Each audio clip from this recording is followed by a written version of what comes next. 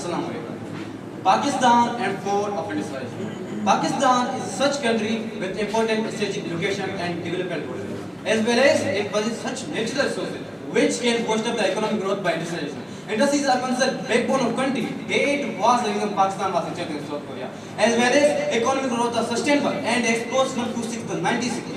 Industry sector as well as industry sector has produced 19 to 25% of gross domestic product, but now industry growth is declined by some factor. Union policy. Pakistan has adopted different policies over years, but none of them is considered effective because of political illegality itself. Country has failed to develop a clear vision and direction to its industry sector, as well as no significant investment has been made. Today, industries are vanishing as a result. Low production, which bring further challenges like economic instability. Food insecurity, unemployment because policymakers have failed to bring effective policy for the improvement of industry. Poor government behind the failure of industry. Government is accused to be responsible of all critical situation of today because there is no investment for industry development due to the political development. Today, country is victim of multiple cases.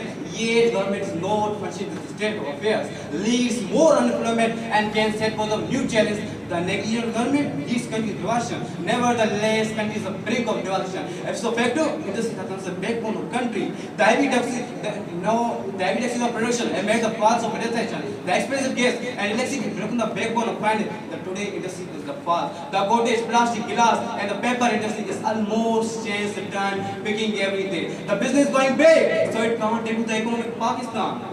The business going big, and progress in the rest of industrialization, such as car, computer, laptop, and lorry. Pakistan is fully dependent on import, not export. Pakistan should take some useful measures, depend on self-economy rather than gas, loans, charity, and begging. Let's break the beginning power. Thanks.